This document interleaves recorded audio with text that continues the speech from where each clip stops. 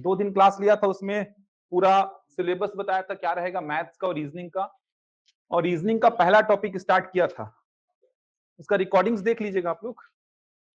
पूरा syllabus maths का कितना है, रीजनिंग का कितना है, वेटेज तो पता ही होगा आप लोग को, सभी को जिनका पहला दिन है उनको भी वेटेज तो पता ही होगा। मैथ्स और रीजनिंग का वेटेज थोड़ा बड़ा है। अगर प्री में देखेंगे तो 10 प्रश्न आएंगे मैथ्स के और 10 आएंगे रीजनिंग के, और मेंस में देखेंगे तो पूरा पूरा एक सेपरेट पेपर है मैथ्स और रीजनिंग का 200 नंबर का। अब प्री में तो बराबर वेटेज है, 10 प्रश्न मैथ्स का है, 10 रीजनिंग का है, लेकिन मेंस में जाएंगे तो वहां पे रीजनिंग का वेटेज ज्यादा है थोड़ा सा। पिछले बार ऐसा समझ में नहीं आ रहा था, लेकिन सिलेबस जब जारी किया तब समझ में आया था कि रीजनिंग का वेटेज ज्यादा है, और पेपर हुआ तो और समझ में आया कि रीजनिंग बहुत ज्यादा हो गया है। पेपर 200 नंबर का हुआ था, उसमें लगभग 150 नंबर के आसपास, 160 नंबर के आसपास रीजनिंग पूछा था। तो रीजनिंग का वेटेज थोड़ा सा ज्यादा है इसमें। और लिखा भी आप मेंस का सिलेबस को देखेंगे तो रीजनिंग बहुत ज्यादा दिखेगा आपको। मैथ्स का केवल 2 ही ऐसा रो दिखेगा आपको, बाकी पूरा रीजनिंग का दिखेगा आपको। तो रीजनिंग स्टार्ट किया था, कोडिंग डिकोडिंग स्टार्ट किया था, टफ चैप्टर्स जो थे वो आपको समझाया था। टफ चैप्टर्स में से ये जो चैप्टर्स थे, जैसे कोडिंग डिकोडिंग था एक, कोडिंग डिकोडिंग पूरा सिलेबस लिखा था, क्या क्या पढ़ना है आपको। कोडिंग डिकोडिंग इसको बोलते हैं सांकेतिक भाषा, सांकेतिक भाषा बोलते हैं इसको। ये चैप्टर स्टार्ट किया था, टफ चैप्टर में से एक है ये, कोडिंग डिकोडिंग सांकेतिक भाषा। ध्यान रखिएगा जो टफ चैप्टर्स हैं उन्हीं पे पहले काम कराने स्टार्ट किया था, ताकि एक पूरा आपके पास नोट्स तैयार रहे और प्रैक्टिस शीट आपके पास रहे, जिससे आप प्रैक्टिस करते रहें इन चैप्टर्स की। कोडिंग डिकोडिंग थोड़ा सा टफ है, क्योंकि आपको कोड को डिकोड करना पड़ेगा। यहाँ पे कोड को डिकोड करना पड़ता है, और कोड को डिकोड करने के लिए आपको लॉजिक्स ढूंढने पड़ेंगे, क्या लॉजिक है उस कोड के पीछे। ऐसा चैप्टर है कि अगर प्रश्न बन रहा है तो बन रहा है, अगर कोड को डिकोड नहीं कर पाए तो प्रश्न नहीं बनेगा। कुछ भी कर लीजिए, अगर कोड को डिकोड नहीं कर पाए तो प्रश्न बनेगा ही नहीं आपसे। तो ये पहला चैप्टर था जिस पे काम स्टार्ट किए थे। इसी से मिलता जुलता एक और चैप्टर था जिसको बोले थे अपन इंग्लिश अल्फाबेट, अंग्रेजी वर्णमाला। इसी से मिलता जुलता चैप्टर है, इसी के जस्ट बाद वो चैप्टर पढ़ेंगे अपन। तो कोडिंग डिकोडिंग से ही मिलता जुलता अगला चैप्टर है इंग्लिश अल्फाबेट, जिसको बोलेंगे अंग्रेजी वर्णमाला। ये दोनों चैप्टर एक जैसे हैं मान के चलिए, और यहां से 4 से 5 प्रश्न आपको मिलेंगे ही। 4 से 5 प्रश्न, अगर मेंस की बात करूं तो मैं 4 से 5 प्रश्न मिनिमम मिलेंगे आपको यहां से। और प्री की बात करेंगे तो 1-2 प्रश्न तो कोडिंग डिकोडिंग से आएगा ही, एक आध प्रश्न आपको इंग्लिश अल्फाबेट से मिलेगा ही। तो प्री और मेंस दोनों के लिए इंपॉर्टेंट है। आप व्यापम का कोई भी एग्जाम उठा लीजिए, पीएससी का कोई भी एग्जाम उठा लीजिए, अगर रीजनिंग है तो कोडिंग डिकोडिंग और इंग्लिश अल्फाबेट से प्रश्न आने तय हैं। अगर आप रीजनिंग देखेंगे तो रीजनिंग के सबसे इंपॉर्टेंट चैप्टर्स में से ये आते हैं, कोडिंग डिकोडिंग और इंग्लिश अल्फाबेट, सांकेतिक भाषा और अंग्रेजी वर्णमाला। टफ इसलिए बोल रहा हूं क्योंकि कोड को डिकोड नहीं कर पाएंगे, लॉजिक को नहीं ढूंढ पाएंगे तो प्रश्न सॉल्व ही नहीं होगा आपसे। लगता है कि एग्जाम में ढूंढ लेंगे, कोड को डिकोड कर लेंगे, लेकिन हो ही नहीं पाता है, क्योंकि अप्रोच नहीं पता होता अपन को। जैसे इसमें एक टॉपिक कराया था कंप्लीट आप लोग को, चाइनीज कोडिंग बोले थे, देखे थे कितना आसान था वो। उससे आसान कोई टॉपिक ही नहीं लगेगा आपको। चाइनीज कोडिंग करके एक टॉपिक होता है, 2 से 3 प्रश्न आए थे पिछले बार भी मेंस में, और उससे आसान कोई टॉपिक ही नहीं लगेगा आपको। जो पढ़े हैं उनको समझ में आ रहा होगा कि चाइनीज कोडिंग से आसान कोई टॉपिक ही नहीं है। 10 सेकंड लग रहा था एक प्रश्न करने में, क्योंकि अप्रोच आपने समझ ली थी कि करना कैसे है। तो चाइनीज कोडिंग वाला टॉपिक कंप्लीट करा दिया था, कोडिंग डिकोडिंग के अंतर्गत आता है वो चाइनीज कोडिंग, वो कंप्लीट करा दिया था। एकदम आसान सा है, उसका रिकॉर्डिंग्स देखिएगा, एकदम क्लियर हो जाएगा आपको।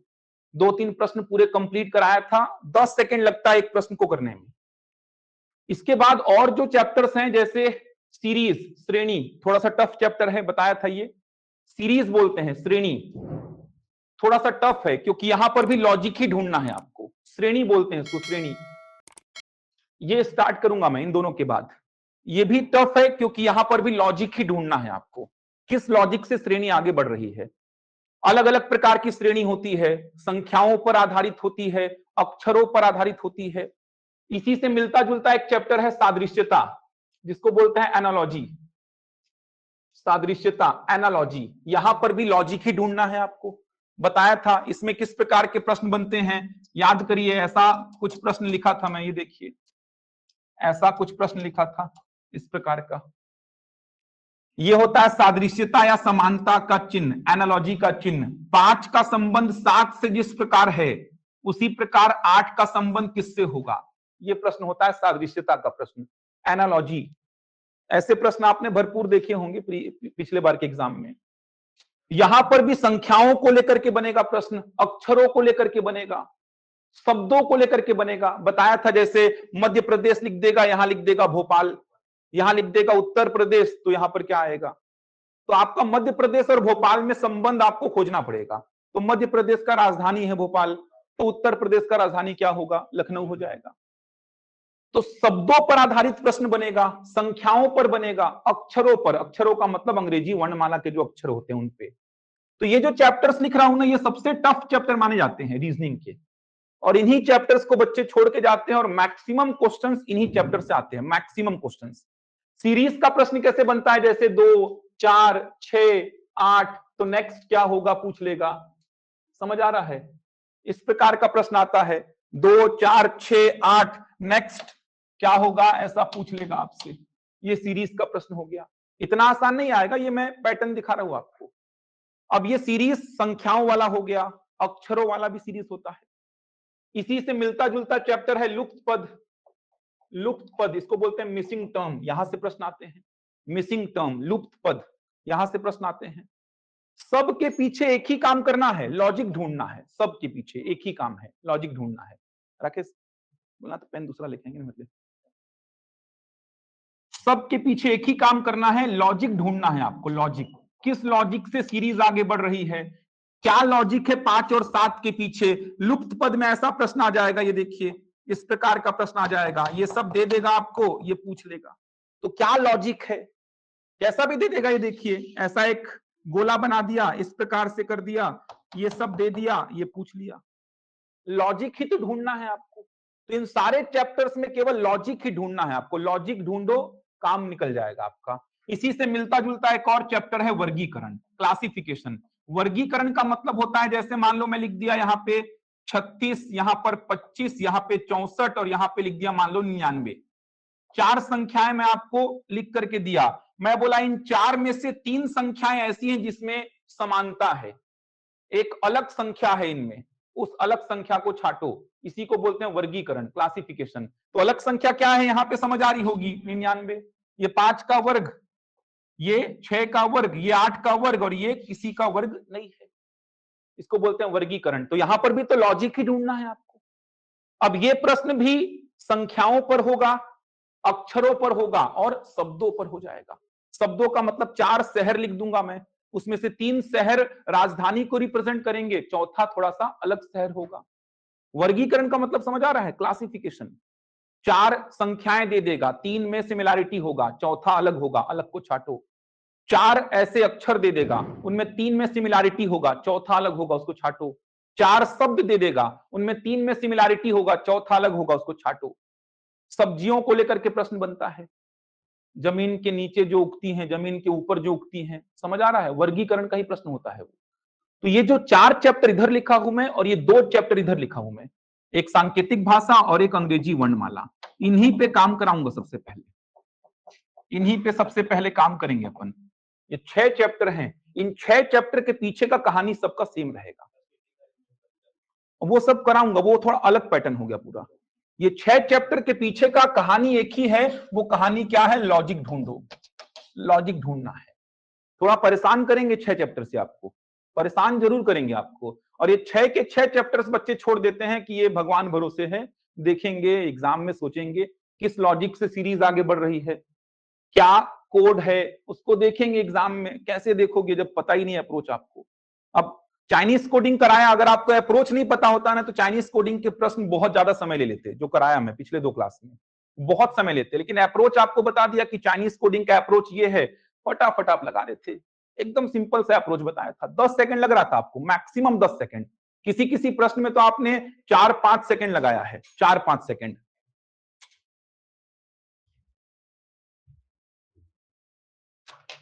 तो इन चैप्टर पे पहले काम करेंगे, चैप्टर्स और भी हैं, पूरा लिखवाया था मैं। ये जो चैप्टर्स लिखा हूं ना मैं, ये देखिए ये जो चैप्टर्स लिखा हूं, ये प्री में भी हैं और मेंस में भी हैं, प्री और मेंस दोनों में है, दोनों में है ये चैप्टर्स, प्री में भी और मेंस में भी। तो इन चैप्टर्स पे पहले काम करेंगे अपन। तो इसमें से सबसे पहले मैंने ये कोडिंग डिकोडिंग को उठाया था, सांकेतिक भाषा को। इसमें एक टॉपिक मैंने करा दिया था जिसको बोले थे अपन चाइनीज कोडिंग। आगे बढ़ेंगे उसमें। पिछले 2 वीडियोस आप देख लीजिएगा, रिकॉर्डिंग्स देख लीजिएगा। पूरा सिलेबस मैंने लिखा था मैथ्स का भी और रीजनिंग का भी। मैथ्स में थोड़ा कम पढ़ना है, रीजनिंग में थोड़ा ज्यादा है। रीजनिंग में बड़े चैप्टर्स में जैसे बैठक व्यवस्था है, सीटिंग अरेंजमेंट, न्याय निगमन है, सिलोजिज्म बोलते हैं जिसको, इसके अलावा पहली परीक्षण है जिसको पजल टेस्ट बोलते हैं, सब पढ़ना है आपको। मेंस में है वो सब, प्री में नहीं है, मेंस में है। ये 6 चैप्टर्स पे काम कर लिए ना तो आपका रीजनिंग का सरदर्द दूर हो जाएगा। मेन जो सरदर्द है रीजनिंग का ये 6 चैप्टर्स हैं, इन्हीं पे काम करना है मेन आपको। बाकी चैप्टर तो आसान है, पासा तो आराम से बनेगा यार। दिशा ज्ञान परीक्षण, घड़ी, कैलेंडर, रैंकिंग, बहुत आसान। गणितीय संक्रियाएं, प्लस को माइनस लिखना है, माइनस को प्लस, गुणा को भाग, भाग को गुणा। अब हल करो, वी बॉट मास लगा के सॉल्व कर लेंगे। मेन जो टफ चैप्टर है ना, ये 6 चैप्टर बहुत टफ हैं। इसके अलावा अगर बात करूं मैं तो एक आपका बैठक व्यवस्था, पहली परीक्षण, न्याय निगमन, ये चैप्टर्स हैं। इनमें मेहनत कर लिए ना तो रीजनिंग खत्म मान के चलो। बचे चैप्टर्स बहुत आसान है, बहुत आसान है बचे चैप्टर्स।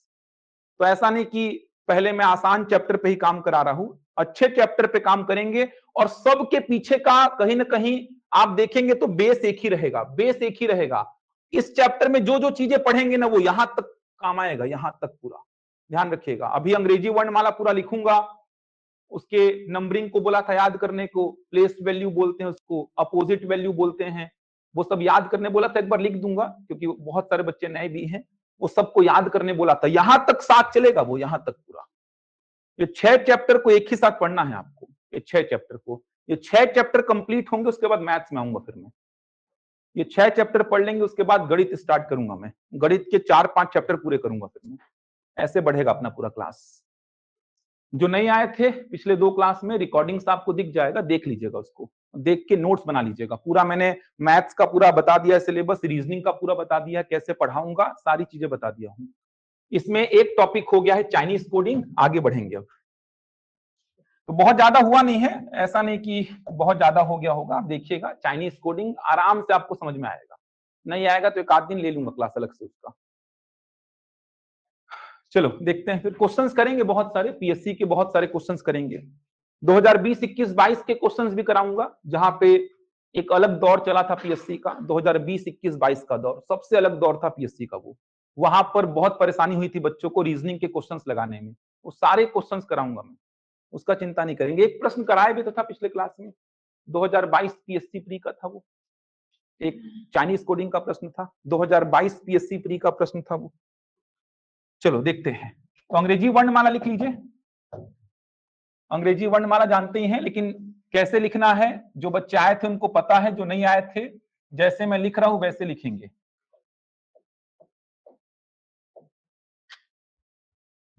जो लिख चुके हैं थोड़ा सा देख लीजिए, थोड़ा सा रिवीजन हो जाएगा आपका। जो बच्चे आए थे वो लिख चुके हैं, जो नहीं आए थे वो देख लीजिए थोड़ा सा। ए से लेके एम तक लिखा हूं मैं, और एम के नीचे स्टार्ट करेंगे एन को। इधर ओ लिखेंगे, इधर P, Q, R, S, T, U, V, W, X, Y, Z, ऐसा लिखेंगे इसको। ये अंग्रेजी वर्णमाला है, इंग्लिश अल्फाबेट लिखे हुए हैं आपके सामने। इस पूरे को अंग्रेजी वर्णमाला बोलते हैं ना, और ये जो लिखे हैं ये अंग्रेजी वर्णमाला के अक्षर हैं, लेटर्स। अगर देखा जाए तो अंग्रेजी वर्णमाला किसको बोलते हैं, इस पूरे को बोलते हैं अंग्रेजी वर्णमाला। ये है इंग्लिश अल्फाबेट, अंग्रेजी वर्णमाला। ए क्या है, अंग्रेजी वर्णमाला का अक्षर है। बी क्या है, अंग्रेजी वर्णमाला का अक्षर है। इंग्लिश अल्फाबेट के लेटर्स हैं ये सब। इनका प्लेस वैल्यू का मतलब, देखिए आपको ये भी समझाया था कि हमेशा प्लेस जो देते हैं ना, जो स्थान अपन देते हैं प्लेस, ये प्लेस हमेशा अपन बाएं से दाएं देते हैं, ये समझाया था।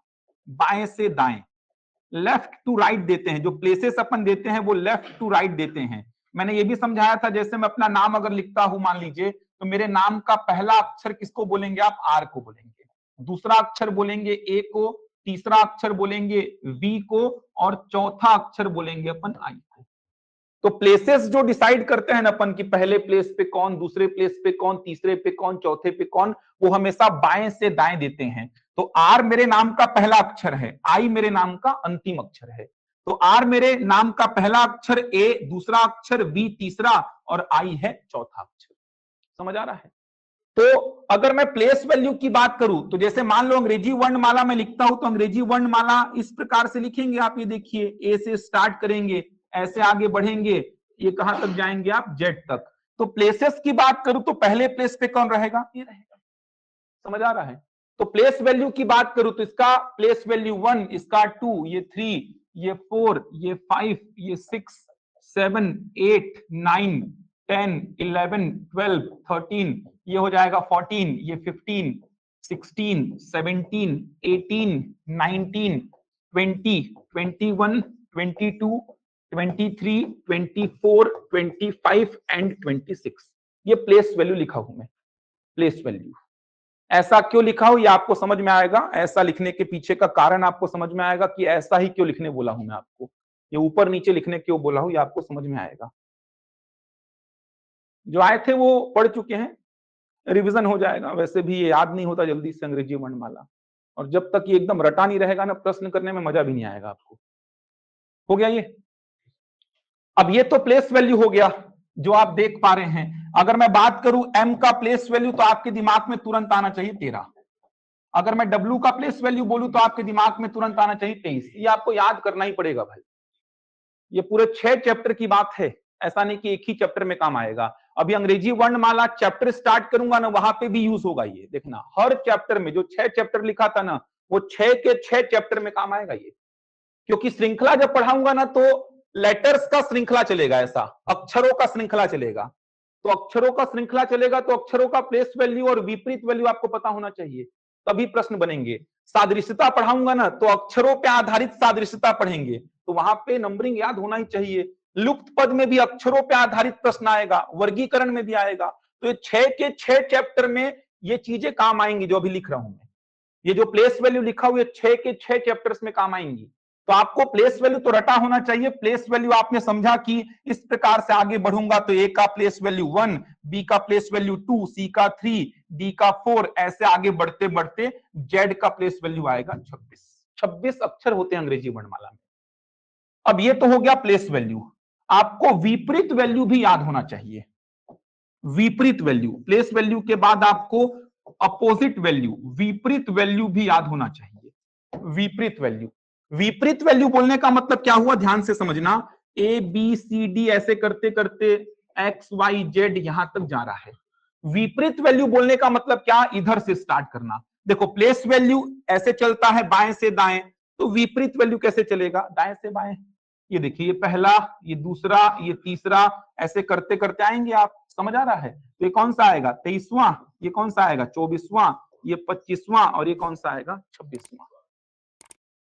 अब आप ऐसे याद करेंगे तो बहुत सारा हो जाएगा याद करने को। आपको याद केवल प्लेस वैल्यू करना है।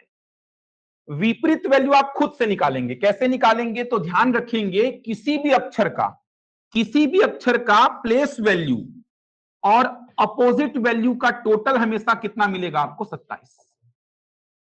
किसी भी अक्षर का प्लेस वैल्यू और अपोजिट वैल्यू का टोटल हमेशा आपको 27 मिलेगा, हमेशा 27 मिलेगा। कोई भी अक्षर का प्लेस वैल्यू और अपोजिट वैल्यू का टोटल करो, आपको 27 मिलेगा। कोई भी अक्षर उठा लो आप उसका प्लेस वैल्यू उठाओ और उसका अपोजिट वैल्यू उठाओ, प्लेस वैल्यू और अपोजिट वैल्यू का टोटल हमेशा कितना मिलेगा, 27। जैसे देखो ना, जेड का प्लेस वैल्यू कितना था 26, अपोजिट वैल्यू कितना है, टोटल कितना आएगा 27 आएगा। ए का प्लेस वैल्यू कितना था 1, अपोजिट कितना है 26, टोटल कितना आएगा 27। एम का प्लेस वैल्यू कितना था 13, अपोजिट कितना होगा 27 करना है अपन को। तो प्लेस अगर याद है तो अपोजिट तो याद हो ही जाएगा। अगर डब्ल्यू की बात करूं, डब्ल्यू का प्लेस वैल्यू कितना है 23, तो अपोजिट कितना होगा 4। अगर मैं बात करूं आर की, तो आर का प्लेस वैल्यू कितना 18, तो अपोजिट कितना 9 हो जाएगा। टी का प्लेस वैल्यू का बात करूं तो टी का प्लेस वैल्यू 20, तो अपोजिट कितना 7। प्लेस वैल्यू तो याद करना ही पड़ेगा आपको, अपोजिट याद नहीं करना पड़ेगा। प्लेस वैल्यू याद हुआ तो उसमें क्या जोड़ें जिससे 27 हो जाए, वही हो जाएगा अपोजिट। प्लेस वैल्यू अगर 20 है तो अपोजिट क्या होगा 7। प्लेस वैल्यू 25 है तो अपोजिट क्या होगा 2। प्लेस वैल्यू 20 है तो अपोजिट 7। प्लेस वैल्यू 18 है तो अपोजिट 9। प्लेस वैल्यू 7 है तो अपोजिट 20। तो किसी भी अक्षर का प्लेस वैल्यू और अपोजिट वैल्यू का टोटल हमेशा कितना मिलेगा आपको 27 मिलेगा, हमेशा 27। तो सारे अक्षरों के प्लेस वैल्यू और अपोजिट वैल्यू आपको याद होने चाहिए। प्लेस वैल्यू याद है तो अपोजिट अपने आप याद हो जाएगा। तो सारे अक्षरों का प्लेस वैल्यू आपको याद होना चाहिए। पहला टारगेट आपका ये रहेगा। इस पूरे 6 के 6 चैप्टर्स की बात कर रहा हूं। चाइनीज कोडिंग में इन सब की आवश्यकता नहीं पड़ी थी, इसीलिए मैंने इसको अलग से करा के नक्की कर दिया है। इन सब की कहीं पे आवश्यकता नहीं पड़ी चाइनीज कोडिंग में। चाइनीज कोडिंग में ये नहीं करना पड़ा कि सर प्लेस वैल्यू क्या, विपरीत वैल्यू क्या, कुछ नहीं करना पड़ा। चाइनीज कोडिंग में इन सब बातों की आवश्यकता ही नहीं पड़ती, इसीलिए मैंने चाइनीज कोडिंग को सबसे शुरू में पढ़ा के उसका काम खत्म कर दिया कि चाइनीज कोडिंग में इन सब की आवश्यकता पड़ेगी ही नहीं। लेकिन अब आगे चल के जितनी भी आपको चीजें मिलेंगी, सारी चीजों में इन सब की आवश्यकता पड़ेगी। तो पहली बात, आपको प्लेस वैल्यू रटा होना चाहिए। प्लेस वैल्यू अगर रटा है, प्लेस वैल्यू अगर आपको रटा है तो विपरीत वैल्यू लिखने में कोई दिक्कत नहीं आएगी। डी का प्लेस वैल्यू कितना 4, तो विपरीत कितना 23। समझ आ रहा है। आई का प्लेस वैल्यू कितना 9, तो विपरीत कितना 18। प्रैक्टिस करते रहेंगे तो और अच्छी से याद हो जाएगा। लेकिन प्लेस वैल्यू अगर याद है, जैसे एन का प्लेस वैल्यू कितना 14, तो विपरीत कितना 13। टी का प्लेस वैल्यू 20, टी 20 से याद रखिए, टी 20, तो टी का 20 प्लेस वैल्यू है तो विपरीत कितना 7। समझ आ रहा है। अगर आपके मन में आ रहा है कि सर 27 क्यों होता है, 27 क्यों होता है, अगर आपके मन में आ रहा है कि सर किसी भी अक्षर का प्लेस वैल्यू और अपोजिट वैल्यू का टोटल 27 क्यों होता है, अगर मन में ऐसा आ रहा है तो इसका कारण भी समझ लो।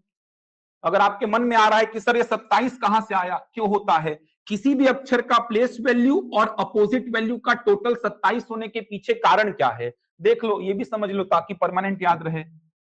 जैसे यहां से स्टार्ट कर रहा हूं मैं, ए बी सी डी, मान लो यहां कहीं पे मान लो आया होगा क्या एम, आया होगा यहीं कहीं पे, इसके बाद एन आया होगा, ऐसे करते करते क्या आएगा जेड। चलो अपन एम की बात करते हैं। एम की, एम का प्लेस वैल्यू क्या होता है 13, यहां लिख रहा हूं प्लेस वैल्यू। एम का प्लेस वैल्यू 13 होने का मतलब क्या हुआ, 1 2 3 4 ऐसे करते करते यहां पे क्या आएगा 13, यही तो मतलब हुआ ना। एम का प्लेस वैल्यू 13 बोलने का मतलब ए का 1, बी का 2, सी का 3, डी का 4 ऐसे करते करते एम का कितना हो जाएगा 13, यही तो मतलब हुआ। इसका मतलब एम को मिलाकर के यहां पर कितने अक्षर हैं 13, एम को मिलाकर के 13 अक्षर है ना। जैसे मान लीजिए मैं बोला इनका जो पोजीशन है इधर से कौन से नंबर पे है, 6वें नंबर पे। देखो चेयर को अगर मैं काउंट करूं तो ये जो है इधर से कौन से नंबर पे है, 6वें नंबर पे, मतलब इनको मिलाकर के इधर पे कितने बच्चे हैं 6 बच्चे। अगर एम का पोजीशन इधर से 13वां है, मतलब एम को मिलाकर के यहां पर कितने अक्षर हैं 13।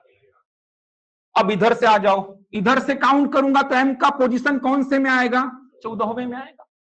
इधर से काउंट करूंगा तो एम का पोजीशन कौन से में आएगा 14वें पे आएगा।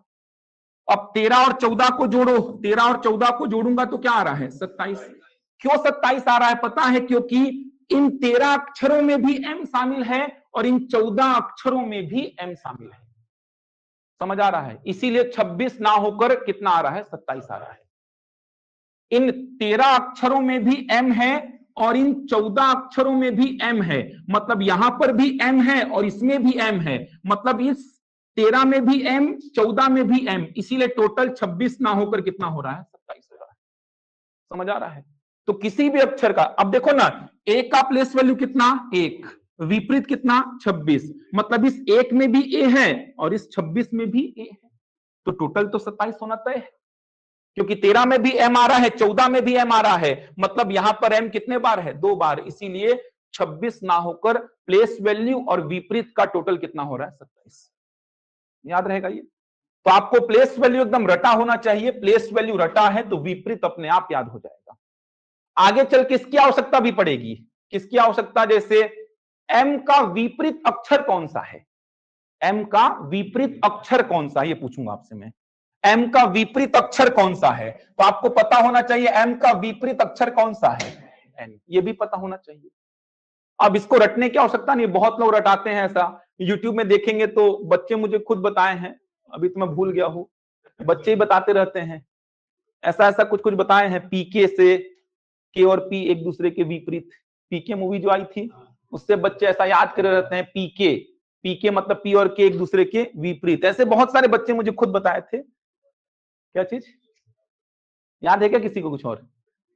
लास्ट टाइम दिए तो हो गए ना, प्री का एग्जाम, मेंस का एग्जाम, पढ़े नहीं थे क्या यार? हाँ तो मैं रटाया तो नहीं था ऐसा कुछ। ऐसे बहुत सारे बताए थे, मुझे खुद याद नहीं आ रहा है यार अभी, बस वो पीके याद आ रहा है। कुछ कुछ होता है वो छोड़ दीजिए, आपको याद नहीं करना। आपको क्या याद करना? Place value. प्लेस वैल्यू याद है तो सब याद हो जाएगा। देखो कैसे याद होगा। मैं बोला m का विपरीत अक्षर कौन सा है, तो m का प्लेस वैल्यू क्या है? 13। 13 का विपरीत 14। 14 में कौन आता है? n। ऐसे याद करना है आपको। ये फालतू का शॉर्टकट वगैरह ये सही रहते भी नहीं कि आप ऐसे याद करो पीके से पी और के विपरीत हैं, लो से एल और ओ, ऐसा ऐसा बताए थे कुछ। तो वो सब की आवश्यकता नहीं है आपको। अगर मैं बोला कि m का विपरीत अक्षर कौन सा है तो आप कैसे बताएंगे? आप बोलेंगे m का प्लेस वैल्यू 13, इसका विपरीत क्या होगा? 14। 14 में कौन आता है? n आता है। समझ आ रहा है? अगर मैं बोला w का विपरीत अक्षर कौन सा होगा तो आप बोलेंगे w का प्लेस वैल्यू कौन सा? 23। 23 का विपरीत 4। 4 में कौन आता है? d। तो w और d क्या हो जाएंगे? विपरीत। समझ आ रहा है? m का प्लेस वैल्यू 13। 13 का विपरीत 14। 14 में कौन आता है? n। मतलब m और n ठीक एक दूसरे के विपरीत हैं। w का विपरीत तो मैंने बोला w का प्लेस वैल्यू 23। 23 का विपरीत 4। 4 में कौन आता है? d आता है। तो मेन आपको याद क्या करना है? Place value. मेन आपको प्लेस वैल्यू एकदम रटा होना चाहिए। अब वो कैसे रटा होना चाहिए वो आपके ऊपर है। इतना प्रैक्टिस करेंगे अपन कि वो याद हो जाएगा आपको खुद से। एकदम रटा होना चाहिए। मतलब देखो कुछ तो आपको याद ही होगा यार, यहां तक तो याद ही होगा ना, 2-3 तो आपको इधर भी याद होंगे, एक आध आपके नाम से आपको याद हो जाता है, एक आध आपको वैसे भी याद होगा, T20 से टी याद हो जाएगा। वो आपके ऊपर है। करीबन 10-12 अक्षर के तो नंबर आपको याद ही होंगे, बाकी प्रैक्टिस करते करते याद हो जाएंगे। प्रैक्टिस करेंगे 6 चैप्टर में लगातार अभी तो याद हो जाएंगे। इसके बिना काम नहीं चलेगा, ध्यान रखिएगा भाई। काम करना है, सही समय पर काम करना है, 10-20 सेकंड के अंदर बनाना है प्रश्नों को, तो इसके बिना काम नहीं चलने वाला है। तो प्लेस वैल्यू आपको याद होना चाहिए। जैसे ही मैं बोलूंगा आपको एग्जाम्पल के लिए, ये देखिए ऐसा कोई प्रश्न आएगा, जैसे मैं लिख दिया यहां पे मॉडर्न, देखिएगा ध्यान से, मॉडर्न, मॉडर्न लिख दिया।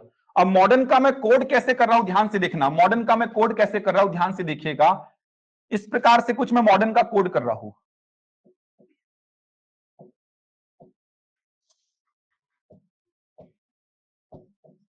ये देखिए ऐसा कुछ कोड किया मॉडर्न का। मैं मॉडर्न का कोड में ऐसा कुछ कर दिया। ध्यान से समझना आप कैसे पकड़ना है आपको। ये सब कराऊंगा आगे चल के, मैं आपको अभी समझा रहा हूं महत्व इसका, वरना आप लोग याद करेंगे नहीं। बहुत सारे बच्चे अपने आप को होशियार समझते हैं, वो लिख लेते हैं, देख देख के हम देख लेंगे सर, वो सब काम नहीं चलेगा। मॉडर्न का कोड मैंने ऐसा कुछ लिखा, मॉडर्न का कोड ये लिख दिया मैंने, इसको 13 लिख लो। मॉडर्न का कोड मैंने ऐसा कुछ लिखा है, ध्यान से समझिए। अब ये मैंने मॉडर्न का कोड लिखा। अब कैसे आपका अप्रोच होगा आगे चल के, जैसे ही आपने किसको देखा? एम को। तो एम को देखा तो आपको याद क्या आना चाहिए? पहले 13 याद आना चाहिए। पहले आपको 13 याद आना चाहिए। तो एम को देखा तो आपको 13 याद आना चाहिए। तो 13 दिख रहा है क्या? यहां पे दिख रहा है, तो वो एम को दे दीजिए। ऐसा नहीं कि सर कुछ और हो सकता है क्या, इतना इत्तेफाक नहीं होगा। एम को देखे, 13 याद किए, 13 दिख रहा है क्या? दिख रहा है, तो ये एम को दे दीजिए। एम को दे दिया, एम का क्या है? ये प्लेस वैल्यू। तो ऐसा पी लिखेंगे आप नीचे, ये अप्रोच चलेगा आपका। उसके बाद ओ को पकड़िए। ओ को देखे तो याद क्या आ रहा है आपको? ओ को देखे तो 15 याद आ रहा है। 15 याद आया, पहले प्लेस वैल्यू याद आना चाहिए। तो 15 है क्या? नहीं। 15 याद नहीं आया तो 12 याद आना चाहिए। 12 है क्या? है। तो ये दे दीजिए ओ को। ओ का क्या है? Opposite value. ऐसा लिखेंगे। आगे बढ़े, डी को देखे तो डी का प्लेस वैल्यू कितना होता है? 4। 4 है क्या? है। ये देखिए 4 है, इसको दे दीजिए डी को। क्या है ये? डी का प्लेस वैल्यू। आगे बढ़े, ई को देखे तो ई को देखे तो याद आना चाहिए 5। है क्या 5? नहीं। तो 22 याद आना चाहिए। 22 है क्या? है। ये देखिए, तो ये दे दीजिए किसको? डी, ई को, अपोजिट वैल्यू। अगला आइए आर। आर को देखे तो याद आना चाहिए 18, प्लेस वैल्यू 18 है क्या? है। तो ये दे दीजिए आर को। क्या हो गया? आर का प्लेस वैल्यू। एन को देखे तो याद आना चाहिए 14। 14 है क्या? नहीं। तो याद आना चाहिए 13। 13 है क्या? है। ये दे दीजिए एन को। क्या हो गया? ये अपोजिट। क्या लॉजिक मिला? प्लेस वैल्यू फिर अपोजिट फिर प्लेस फिर अपोजिट फिर प्लेस फिर अपोजिट, लॉजिक मिल गया आपको। समझ आ रहा है? ऐसे रटा होगा तभी तो लॉजिक मिलेगा ना। तो मॉडर्न का कोड मैंने कैसे लिखा है? पहले वाले अक्षर का प्लेस वैल्यू, फिर उसके बाद का अपोजिट, फिर प्लेस फिर अपोजिट फिर प्लेस फिर अपोजिट। समझ पा रहे हो? ये तभी कर पाओगे जब ऐसे रटा होगा। तो मैंने बोला m को देखा तो सबसे पहले मुझे 13 याद आना चाहिए। 13 दिखा तो दे दिया m को, नहीं दिखता 13 तो मैं क्या याद करता? 14 अपोजिट वैल्यू, लेकिन 13 मुझे दिख गया। मैंने o को देखा तो मुझे याद आना चाहिए पहले क्या? 15 दिखा, 15 नहीं दिखा तो 12 याद आया, 12 दिखा क्या? दिखा, मैंने दे दिया o को। d को देखा तो मुझे याद आना चाहिए 4, दिखा क्या? दिख गया, तो मैंने 4 दे दिया, मुझे 23 की आवश्यकता ही नहीं पड़ी। ई को देखा तो मुझे याद आना चाहिए 5, दिखा क्या? नहीं, तो मुझे याद आना चाहिए 22, दिखा क्या? दिखा, तो मैंने दे दिया ई को। आर को देखा तो मुझे याद आना चाहिए क्या? 18, दिखा क्या? दिख गया, तो मैंने 18 दे दिया, 9 की आवश्यकता ही नहीं पड़ी। एन को देखा तो मुझे याद आना चाहिए 14, 14 दिखा क्या? नहीं, तो याद आना चाहिए 13, 13 दिखा, मैंने दे दिया। ये तभी चल पाएगा जब आपको रटा होगा। अब पेज पलटाएंगे कि एम का कितना, ये नहीं है, ये ऐसे, फिर ओ का कितना, ऐसे में कहां काम चलेगा? लॉजिक क्या मिला? Place opposite place opposite place opposite. अब इसमें खेल कैसे होगा पता है? जैसे स्वरों का अलग कोड कर देगा वो, व्यंजनों का अलग कर देगा। जैसे अभी मैंने क्या किया? ऑल्टरनेट किया, place opposite place opposite place opposite. तो जैसे मैं आपसे पूछता आंसर का बताओ, ANSWER, इसका बता देते आप? अगर मैं इसका देता मॉडर्न का, ये आंसर का पूछता, बता देते आप? कैसे चलना है? प्लेस फिर अपोजिट प्लेस फिर अपोजिट, ऐसे चलना है। तो ए का प्लेस क्या लिखते? 01। एन का अपोजिट क्या लिखते? 13। एस का प्लेस क्या लिखते? 19। समझ आ रहा है? डब्ल्यू का अपोजिट क्या लिखते? ई का प्लेस क्या लिखते? आर का अपोजिट क्या लिखते? ठीक तो है ना? ठीक तो है? ठीक है ना? ये देखो ना, ए का प्लेस वैल्यू क्या हो गया? 01। 0 क्यों लगा रहा हूं? क्योंकि यहां पे 04 खेला है वो, इसीलिए 01 लिख रहा हूं मैं, क्योंकि डबल डिजिट में ही लिखना चाह रहा है वो। तो ए का प्लेस वैल्यू क्या है? 1, तो 01। एन का अपोजिट 13, एस का प्लेस वैल्यू 19, डब्ल्यू का अपोजिट 04, ई का प्लेस वैल्यू 05, आर का अपोजिट 09। समझ आ रहा है? अब इसमें खेल कैसे चलेगा? वो स्वर का अलग कोड कर देगा, व्यंजन का अलग कर देगा। समझ आ रहा है? स्वर का अलग कोड करेगा, व्यंजन का अलग करेगा। तो पहले तो आप आइडेंटिफाई करो कि एम को क्या देना है, ओ को क्या देना है। उसके बाद देखेंगे कि सर इसमें क्या खास बात है, इसमें क्या खास बात है ओ और ई में, कि ओ और ई को अलग किया है, बाकी को अलग किया है। तो अपन ओ और ई में खास बात ढूंढेंगे जो बाकियों से ओ और ई को अलग करेगी। तो ओ और ई में खास बात क्या है? ओ और ई क्या है? स्वर है। ऐसे बहुत सारे प्रश्न बनेंगे, यही तो बना है पीएससी में 20, 21, 22 में, यही खेल चला है। समझ आ रहा है क्या बोलना चाह रहा हूं? ये देखो, जैसे मैं मॉडर्न को लिखा, ये देखिए मॉडर्न को लिखा, यहां क्या लिख रहा हूं मैं? 13, ध्यान से समझना। यहां पर मैं क्या लिख दिया? 12, यहां पर लिख दिया मैं 4, लिख दिया, चलो। यहां पर क्या लिख दिया मैं? 22, यहां पर लिख दिया मैं 18, यहां पर लिख दिया मैं 14, ऐसा लिख दिया। मॉडर्न का कोड ऐसा लिखा। अब आपका दिमाग कैसे चलेगा? एम को देखे तो याद आना चाहिए 13, सबसे पहले 13 प्लेस वैल्यू, दिख रहा है क्या? 13 दिख रहा है, तो एम को दे दो प्लेस वैल्यू एम का। ओ को देखे तो याद आना चाहिए 15, 15 दिख रहा है क्या? नहीं, तो याद आना चाहिए 12, 12 दिख रहा है क्या? दिख रहा है, तो ओ का क्या है? ये अपोजिट। डी को देखे तो याद आना चाहिए 4, दिख रहा है क्या? दिख रहा है, तो डी को दे दो ये डी का प्लेस वैल्यू। ई को देखे तो याद आना चाहिए 5, दिख रहा है क्या? 5 नहीं, तो 22 आना चाहिए, दिख रहा है 22, दिख रहा है, तो ये अपोजिट। आर को देखे तो याद आना चाहिए 18, दिख रहा है क्या? तो ये हो गया आर का प्लेस वैल्यू। एन को देखे तो याद आना चाहिए 14, दिख रहा है 14, दिख रहा है, तो ये एन का प्लेस वैल्यू। अब समस्या ये हो गया कि sir place opposite place opposite place place, ये थोड़ा गड़बड़ हो रहा है। जैसे यहां पर क्या था? Place opposite place opposite place opposite, logic सही था, ऑल्टरनेट चल रहा था, पहले का प्लेस फिर अपोजिट फिर प्लेस फिर अपोजिट फिर प्लेस फिर अपोजिट। लेकिन ये तो कोई लॉजिक नहीं है यार, कि प्लेस अपोजिट फिर प्लेस प्लेस, कोई लॉजिक थोड़ी है, कोड थोड़ी है ये, आपको आइडेंटिफाई करना पड़ेगा। दिया तो मैंने सही सही है। अब थोड़ा सा देखते हैं अपोजिट किन दोनों का लिखा है। देखो अपोजिट ओ का लिखा है और किसका, ई का। तो ओ और ई में ऐसी क्या खास बात है जो बाकियों से ओ और ई को अलग करती है? तो ओ और ई क्या है, स्वर है, जबकि बचे हुए क्या है, व्यंजन। इसका मतलब मुझे समझ में आ गया कि स्वर जो है उनका क्या लिखा है, विपरीत, और व्यंजन का क्या लिखा है, प्लेस। व्यंजन का क्या लिखा है, प्लेस। ऐसे पकड़ना है अपन को, ऐसे काम करना है। समझ आ रहा है? स्वर पता है ना, ए ई आई ओ यू, तो इसमें स्वर कौन कौन है, ओ और ई। तो स्वर का क्या लिखा है, विपरीत, और व्यंजन का क्या लिखा है, प्लेस। समझ आया? तो कोई आपको शब्द दूंगा, उसमें स्वर का क्या लिखेंगे आप, विपरीत, और व्यंजन का क्या लिख देंगे, प्लेस। ऐसे अप्रोच बना के चलना है, तब काम बनेगा आपका। समझ आ रहा है? आप सोचेंगे कि पहले बात तो बच्चे क्या करते हैं पता है, बच्चे ऐसा करते हैं कि इसमें कै ठो अक्षर हैं, 5 6 ऐसा गिन लेते हैं बच्चे कि 6 ठो अक्षर हैं, इसमें कितने ठो अंक हैं, 1 2 3 4 5 6 7 8 9 10 11। बांटे कैसे, 6 ठो में 11 ठो को। बच्चे पहला अप्रोच तो ये फॉलो करते हैं यार, जो बच्चे पढ़ के नहीं जाते हैं ना, वो क्या करते हैं, पहले तो इक्वल इक्वल बांट दो। इक्वल बांटोगे कैसे यार, इसमें 6 ठो अक्षर, इसमें 11 ठो अंक, कैसे बांटोगे बताओ, किसको कितना दोगे। समझ आ रहा है? आप खुद देखो ना, इसमें 6 ठो अक्षर हैं, इसमें अंक कितने हैं, 11 ठो। किसको 2 दोगे, किसको 1 दोगे। तो ऐसे अप्रोच ही गलत है, अप्रोच ही गलत है आपका। अगर आप ऐसे शुरू में बांट दिए ना कि सर 2 2 पहले तो बांट दो, उसके बाद सोचेंगे अपन, अप्रोच ही गलत हो गया आपका। स्टार्ट ही आपने गलत किया, आप उत्तर तक पहुंच ही नहीं पाओगे ऐसे में। आपको रटा होना चाहिए। अप्रोच ये है कि एम को देखा तो याद आ जाए मुझे 13 की, 13 नहीं दिखा तो याद आ जाए मुझे 14 की। समझ आ रहा? दोनों नहीं दिखे तो फिर क्या याद आए, वो भी देखेंगे अपन। कभी कभी आपको 26 दिखाई देगा, अब 26 क्या, 13 का डबल, ऐसे भी जाएगा। दिमाग चलेगा ना, वो मैं चलाऊंगा दिमाग आप लोग का, वो दिमाग दौड़ेगा वो। समझ आ रहा है? एम को देखा तो 13 भी नहीं दिखा, 14 भी नहीं दिखा, 26 दिख रहा है, तो 26 के पीछे भी लॉजिक है, 13 का क्या है, वो डबल, प्लेस वैल्यू का डबल है। हो सकता है अगले वाले प्लेस वैल्यू का भी क्या मिल जाए, डबल, अगले वाले प्लेस वैल्यू का भी डबल। ऐसे दिमाग दौड़ेगा आपका, देखना। तो प्रैक्टिस करेंगे अपन इसमें, और यही सब कीजिए, आगे भी काम आएंगे। ये सब कहां से, आप खुद सोचो। ऐसे प्रश्न अगर आ गए, यही प्रश्न अगर आ गया एग्जाम में, आप कैसे सोच पाओगे अगर आपने पढ़ा ही नहीं इन चैप्टर्स को। तो बच्चे पढ़ते क्या है, पासा, डायरेक्शन सेंस टेस्ट, वो सब तो बनना ही है यार।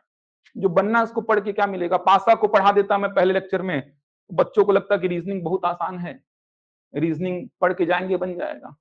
आसान चैप्टर्स तो बन ही जाएंगे यार, अच्छे चैप्टर्स पे पहले काम कर लो, आसान बचेगा तो वो तो बनेगा ही आपसे। तो ये मैं आपको समझा रहा था कि यूज कितना है प्लेस वैल्यू का, विपरीत वैल्यू का, ये समझा रहा था। तो प्लेस वैल्यू एनी हाउ आपको याद होना ही चाहिए, विपरीत अपने आप याद हो जाएगा। तो प्लेस वैल्यू आपको याद करना पड़ेगा, विपरीत अपने आप याद होगा, क्योंकि किसी भी अक्षर का प्लेस वैल्यू और विपरीत का टोटल क्या होगा, 27। इसके बाद आपको और क्या याद होना चाहिए, स्वर और व्यंजन आइडेंटिफाई करना आना चाहिए, स्वर और व्यंजन को। तो ये तो आप जानते ही हैं, स्वर क्या क्या होते हैं, ए ई आई ओ यू, 5 स्वर होते हैं ए ई आई ओ यू। इसको छोड़कर बाकी के सब क्या है, व्यंजन, बाकी सब व्यंजन है। तो स्वर है 5, बाकी के सब क्या है, व्यंजन है। अभी देखिए आप कैसे लॉजिक लगा था, स्वर में अलग कोड किया था। आपको आइडेंटिफाई कैसे करना है पता है, आपको आइडेंटिफाई ऐसे करना है कि क्या खास बात है। ये देखो ऐसे आइडेंटिफाई करना है कि ओ और ई में ऐसी क्या खास बात है यार, जो एम डी आर और एन से इसको अलग कर रही है। समझ आ रहा है लॉजिक कैसे आपको आइडेंटिफाई करना है। ओ और ई में अलग कोड किया है, बाकी चारों में अलग कोड किया है। तो ओ और ई में ऐसी क्या खास बात है जो ओ और ई को इन चारों से अलग कर रही है। तो ओ और ई में खास बात क्या है, ओ और ई क्या है, स्वर, और ये चारों क्या है, व्यंजन। तो ऐसे आइडेंटिफाई करना होगा आपको।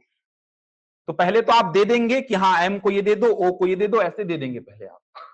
उसके बाद आइडेंटिफाई करेंगे, या तो ये मिल गया अच्छी बात है, ऐसा कुछ मिला तो आपको सोचना पड़ेगा कि सर ओ अपोजिट ओ का है, अपोजिट ई का है। तो ओ और ई में ऐसी क्या खास बात है सर जो इन चारों में नहीं है। तो ओ और ई क्या है, स्वर हैं, बाकी के सब क्या है, व्यंजन। इसीलिए स्वर और व्यंजन आपको एकदम रटे होने चाहिए। इसके अलावा और बताया था, क्या बताया था, सिंगल डिजिट वाले अक्षर। पीएससी ने यहां से प्रश्न पूछा था 2021 में, कराऊंगा उस प्रश्न को। सिंगल डिजिट वाले अक्षर, सिंगल डिजिट वाले अक्षर का मतलब ए से लेके कहां तक, आई तक। ए से लेके आई तक के जो अक्षर हैं वो क्या है, सिंगल डिजिट वाले। सिंगल डिजिट वाले मतलब ए का प्लेस वैल्यू 1, बी का 2, सी का 3, डी का 4, ई का 5, एफ का 6, जी का 7, एच का 8, आई का 9। आई के बाद जो अक्षर होते हैं वो डबल डिजिट वाले होते हैं। तो सिंगल डिजिट वाले अक्षर किसको बोल रहा हूं मैं? ए से लेके आई तक को। अब लॉजिक पता है कैसे लगेगा? सिंगल डिजिट वाले अक्षर में अलग कोडिंग कर देगा, डबल डिजिट वाले में अलग कोडिंग कर देगा। समझ आ रहा है? ये 2021 में बना था पीएससी में। अभी आपने देखा स्वर में अलग कोड, व्यंजन में अलग कोड। आगे चल के ऐसे प्रश्न आएंगे, सिंगल डिजिट वाले अक्षर में अलग प्रकार का कोडिंग रहेगा। जैसे इसी प्रश्न को आप देखेंगे तो मॉडर्न में सिंगल डिजिट वाला कौन कौन है? डी है और ई है। समझ आ रहा है? जबकि बाकी के क्या है? डबल डिजिट वाले। तो डी और ई सिंगल डिजिट वाले हैं, तो इनका हो सकता है क्या लिख दे? अपोजिट। बाकी का क्या लिख दे? प्लेस। अब आप खोजने बैठे हैं कि सर डी और ई में क्या खास बात है जो इन चारों से अलग कर रही है, तो आप बोलेंगे स्वर। डी और ई दोनों स्वर कहां है यार? डी स्वर है क्या? नहीं।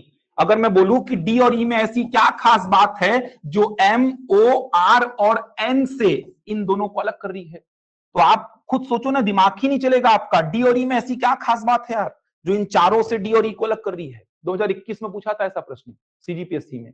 तो डी और ई क्या है? सिंगल डिजिट वाले अक्षर, और ये चारों क्या है? डबल डिजिट वाले। ऐसा लॉजिक खोजना पड़ेगा आपको। स्वर वाला तो दिख जाता है, ये कहां से दिखेगा? अगर ऐसे प्रश्न आपने लगाए नहीं है ना तो बनेंगे ही नहीं भाई।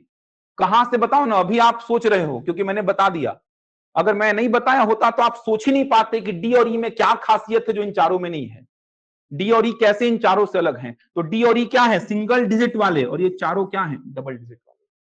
तो डी और ई में अलग प्रकार का कोडिंग हो जाएगा, इन चारों में अलग प्रकार का कोडिंग। इसीलिए पूरा लिखवा रहा हूं मैं यहां पे। तो स्वर और व्यंजन ये आपको पता होना चाहिए। सिंगल डिजिट वाले अक्षर ए से लेके आई तक, डबल डिजिट वाले कहां से कहां तक? डबल डिजिट वाले। डबल डिजिट वाले अक्षर जे से लेके कहां तक? जेड तक। जे से जेड, ये सब लिखवा दे रहा हूं मैं। की पॉइंट जो है जो आपको हेल्प करेंगे वो पूरा लिखवा रहा हूं। जे से जेड।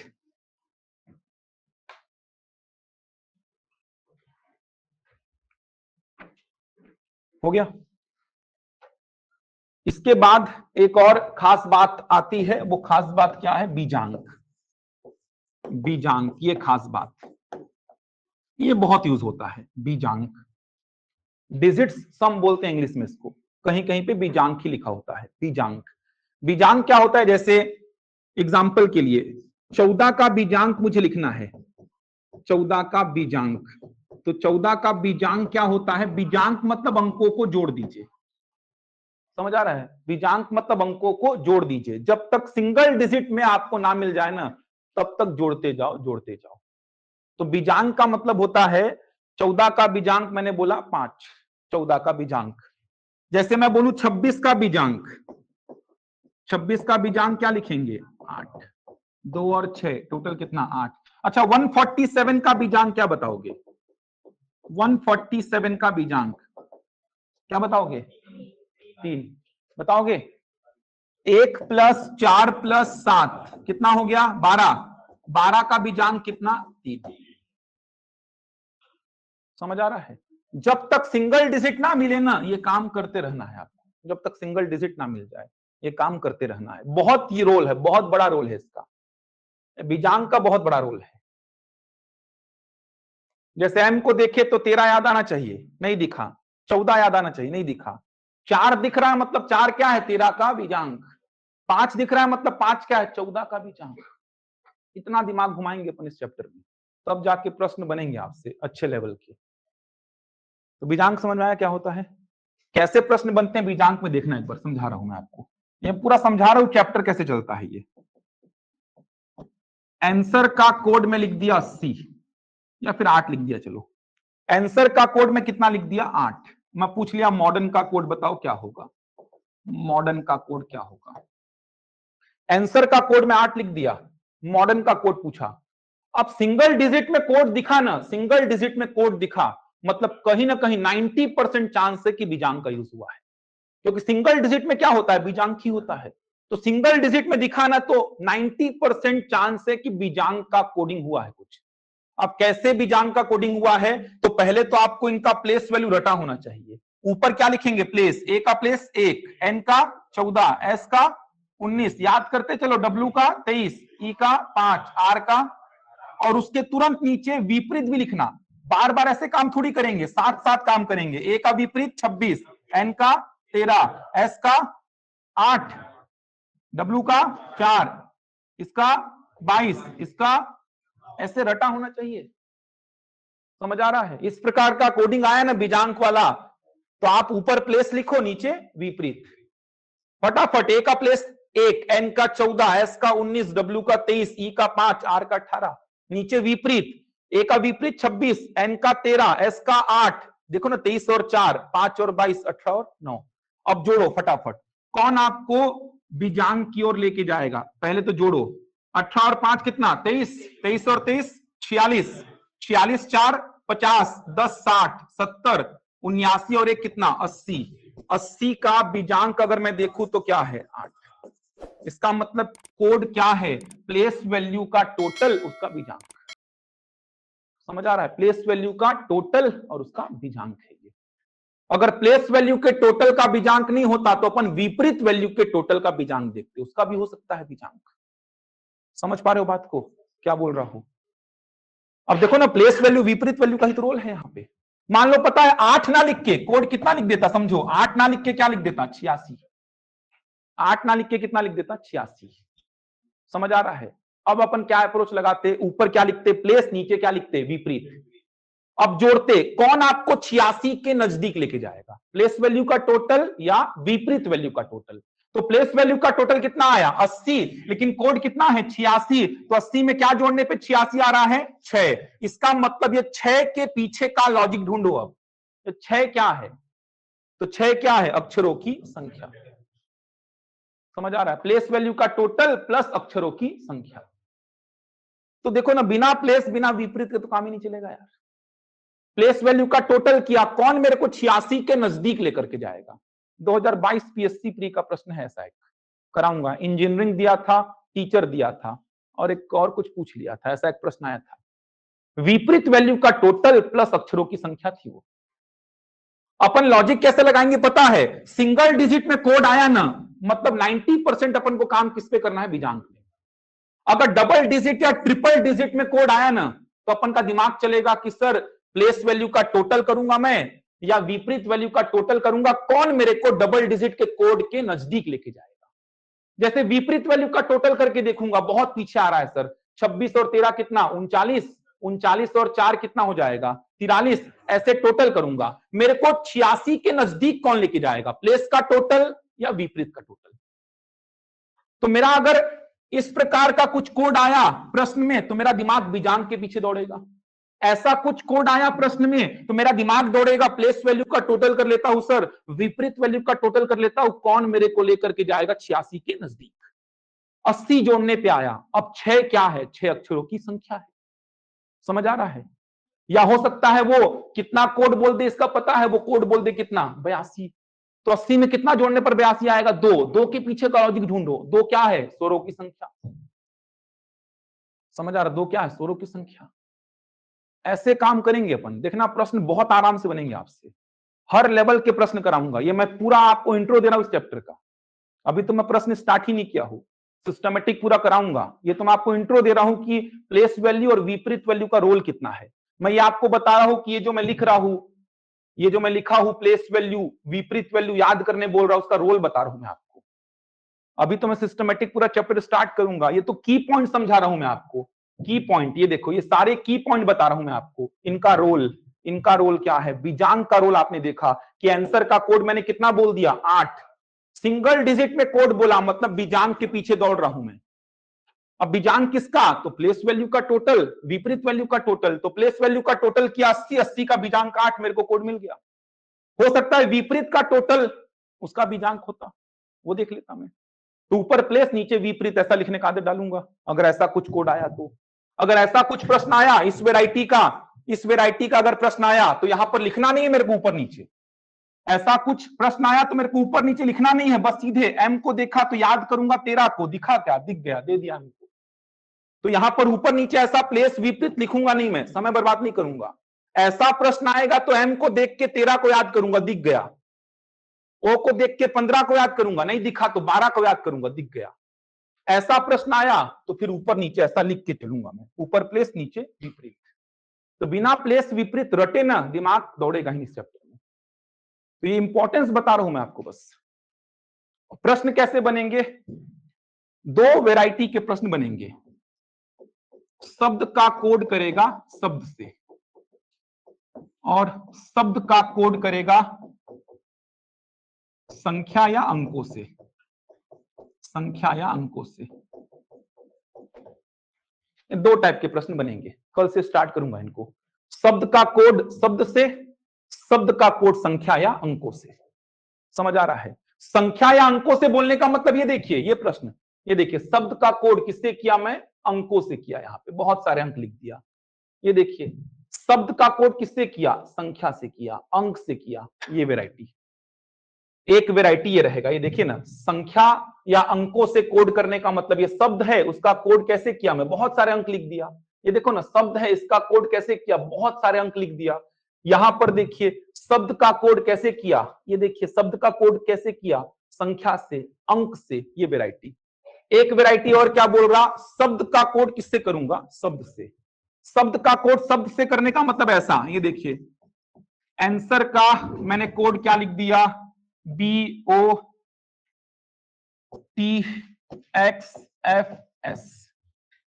ये देखिए, शब्द का कोड किससे किया? शब्द से किया। तो यहां पर भी नंबरिंग का यूज पड़ेगा। ये तो आसान सा है, ए के बाद बी आता है, एन के बाद ओ आता है, एस के बाद टी आता है, डब्ल्यू के बाद एक्स आता है, ई के बाद एफ, आर के बाद एस। इतना आसान आएगा नहीं, लेकिन समझ आ रहा है? इतना आसान तो आएगा नहीं। नंबरिंग का खेल चलेगा यहां पर भी। नंबरिंग करेंगे, जैसे ही आंसर देखे ना, शब्द का कोड शब्द से किया ना, तो नंबरिंग करेंगे। सबसे पहले ए का 1, एन का 14, एस का 19, डब्ल्यू का 23, ई का 5, आर का 18। ऐसे नंबरिंग करेंगे। बी का 2, ओ का 15, टी का 20, एक्स का 24, एफ का 6, एस का 19। फिर मिलाएंगे, पहले को पहले से, दूसरे को दूसरे से, तीसरे को तीसरे से, चौथे को चौथे से, पांचवे को पांचवे से, छठवे को छठवे से। कुछ मिला तो ठीक, नहीं मिलेगा तो पहले को अंतिम से, दूसरे को सेकंड लास्ट से, तीसरे को थर्ड लास्ट से। नहीं मिला तो तोड़ेंगे। कैसे तोड़ेंगे? ऐसे तोड़ देंगे, ऐसे मैच करेंगे, ऐसे मैच करेंगे। नहीं मिला तो और तोड़ेंगे, ऐसे मैच करेंगे, ऐसे। ये सब पूरे पैटर्न लिखवा दूंगा आपको कल। तो कल स्टार्ट करूंगा, इसीलिए बोल रहा, ये प्लेस वैल्यू, विपरीत वैल्यू पूरा रट लेना आप लोग। कल स्टार्ट करूंगा इसको पूरा। इंपॉर्टेंट है चैप्टर, ध्यान रखिएगा। पूरा मैं पैटर्न लिखवा ही दूंगा, उसके बाहर कुछ नहीं आएगा। जितने पैटर्न मैंने आज तक सीखे हैं एसएससी में, पीएससी में, व्यापम में, वो सारे पैटर्न आपके नोट्स में रहेंगे, सारे पैटर्न। उसके बाहर प्रश्न ही नहीं बनेगा। एसएससी का भी मैंने बीच में तैयारी किया था, एग्जाम दिया था। रीजनिंग अच्छा सीखना है ना, तो बैंकिंग के एग्जाम हो गए, ये सब देना पड़ता है। बैंकिंग की तैयारी किए हो ना आप एसएससी की, तो रीजनिंग आपका शानदार हो जाता है, क्योंकि वहां पर एकदम हायर लेवल के प्रश्न बनते हैं। तो मेरा बीच में 1.5-2 साल पूरा इसी में निकला था। एसएससी बैंकिंग खेल रहा था, बस बैंकिंग के एग्जाम दे रहा था, आरआरबी का, एसबीआई का, आईबीपीएस का, एसएससी के एग्जाम दे रहा था मैं। तो रीजनिंग बहुत पढ़ा उसमें, मैं इतना रीजनिंग पढ़ लिया था ना, इतने सारे तरीके निकल के आ गए, पूरा पैटर्न ही समझ में आ गया था रीजनिंग का कैसे चलेगा। तो रीजनिंग बहुत आराम से बनवा दूंगा आप लोगों का मैं। बुक से पढ़ेंगे तो बनेगा ही नहीं रीजनिंग। बुक में सब थोड़ी लिखा है, बुक में तो सीधे आंसर लिखा है, उसका कोड लिखा है, आंसर में पलटोगे पीछे देख के, अरे इतना आसान कोड है लगेगा आपको। अब जब कोड ही आपको बता दिया मैं कि कोड ये है, तो फिर कहां ढूंढे हो आप? खुद से ढूंढो तो मतलब है ना। आंसर को देखोगे तो सबसे आसान चैप्टर है ये। जैसे मैंने इसका कोड लिख दिया, 5 का संबंध 7 से है, तो बताओ 8 का संबंध किससे होगा? या फिर मैंने मान लो यहां बोल दिया कि 9 का संबंध किससे होगा? तो मैंने पता है क्या लॉजिक लगाया था, 5 का ओवर कितना? 25, और 25 में अंकों का योग कितना? 7। तो आप क्या करते? 9 का ओवर कितना? 81, और 81 में अंकों का योग कितना? 9। तो आंसर क्या होगा? 9। समझ आ रहा है क्या किया मैंने? 5 का संबंध मैंने बोला 7 से है, तो 9 का संबंध किससे होगा? सादृश्यता का प्रश्न है ये, एनालॉजी का प्रश्न। तो 5 का संबंध 7 से कैसे है? तो आप बोलेंगे 2 जोड़ने पर है, तो वो सब फालतू बात है। आपको लगेगा 2 जोड़ दो सर, 5 में 7 आ गया, तो 9 में 2 जोड़ दिए 11 आ गया। ऑप्शन में 11 है ही नहीं, ऑप्शन में है भी तो गलत है वो। है भी और टिक कर दिए तो खुशी खुशी की 5 में 2 जोड़े 7, 9 में 2 जोड़े 11, खुशी खुशी मार के बाहर निकल के आए। कोचिंग वाले आंसर ले रहे हैं, इसका तो आंसर 9 ही होगा। आप लड़ रहे हो कि कहां से 9 हो जाएगा यार। 5 का संबंध 7 से है तो 9 का तो 11 से ही होगा यार। तो ये सब प्रायोरिटी लिस्ट पढ़ाऊंगा आप लोग को। प्रायोरिटी लिस्ट में सबसे पहले अभाज्य संख्या का प्रायोरिटी लिस्ट आता है। अभाज्य संख्या सबसे पहले चेक करते हैं, अभाज्य संख्या का लॉजिक। अभाज्य संख्या नहीं लगाना तो वर्ग, घन, वर्गमूल, घनमूल, इनका लॉजिक चेक किया जाता है। सबसे ज्यादा जो प्रश्न बनते हैं इसमें, ये बनते हैं इसके वर्ग, वर्गमूल, घन, घनमूल के सबसे ज्यादा प्रश्न। जैसे ही आपको इस चैप्टर का प्रश्न दिखा ना, 90% चांस है कि वो वर्ग वगैरह का यूज किया है। 5 का वर्ग 25, 25 में अंकों का योग 7, 9 का वर्ग 81, 81 में अंकों का योग 9। करेक्ट है ये। प्रायोरिटी लिस्ट बनता है कि पहले अभाज्य संख्या को चेक करो, नहीं मिला। वर्ग, वर्गमूल, घन, घनमूल को चेक करो, नहीं मिला। अंतिम में आएगा जोड़ना घटाना। एक भी प्रश्न नहीं कर पाओगे जोड़ने घटाने का। देखो ऐसा थोड़ी कि 5 में 2 जोड़ने पे 7 आ गया, इतना आसान थोड़ी होता है। आपको प्रश्न सेट करने वाले के दिमाग से सोचना है कि प्रश्न सेट करने वाले ने 5 और 7 में क्या लॉजिक ढूंढा है। वो चैप्टर जब पढ़ोगे ना, प्रायोरिटी लिस्ट जब लिखोगे अपने नोट्स में, तब दिमाग दौड़ेगा कि सर वो सब सोचना ही नहीं है हमको। अभी आपने पढ़ा ही नहीं है इस चैप्टर को, इसीलिए आपको लगा 11 आंसर होगा। पढ़े रहते तो 11 बोलते ही नहीं। सबसे वाहियात लॉजिक है वो, 5 में 2 जोड़े। जो इस चैप्टर को पढ़ा है वो कभी ऐसा नहीं बोलेगा कि 5 में 2 जोड़ा तो 7, 9 में 2 जोड़ा तो 11। और जो नहीं पढ़ा है वो 11 ही बोलेगा। जो नहीं पढ़ा है वो 11 ही बोलेगा, और जो पढ़ा है वो 11 तो नहीं बोलेगा, भले उसका आंसर नहीं आ रहा है। सर आंसर नहीं आ रहा है बोल देगा, 11 तो नहीं बोलेगा। और जो नहीं पढ़ा है वो 11 ही बोलेगा। वो उसको लगेगा 5 में 2 जोड़े हो 7। अच्छा, कुछ और महारथी तो ऐसा बोलेंगे, समानुपात का प्रश्न है सर ये, 5/7 बराबर 9/x, x निकाल दो सर, वही आंसर होगा। कुछ महारथी इसको ले जाएंगे मैथ्स में, अनुपात का प्रश्न है बोलेंगे। अनुपात, समानुपात, ऐसा ही चिन्ह तो समानुपात का होता है। समानुपात मतलब समान अनुपात। तो x निकालने बैठ जाएंगे वो, ये तो ऑप्शन में दिखेगा ही नहीं, दूर दूर तक नहीं दिखेगा। ये समझ आ रहा है, पॉइंट में आ गया ये तो आंसर, दिखेगा ही नहीं। कितना आ गया, 963/5। ये तो और नहीं मिल रहा है आपको, 63/5 खोज रहे हैं वो। पढ़ेंगे ना तो ये चैप्टर्स बहुत आसान लगेंगे। और मान के चलिए प्री में और मेंस में, प्री में 10 में से 4 से 5 प्रश्न यहीं से आएंगे, इन चैप्टर से। प्री में, प्री का सिलेबस देखना ना, यही सब तो लिखा है बस प्री में।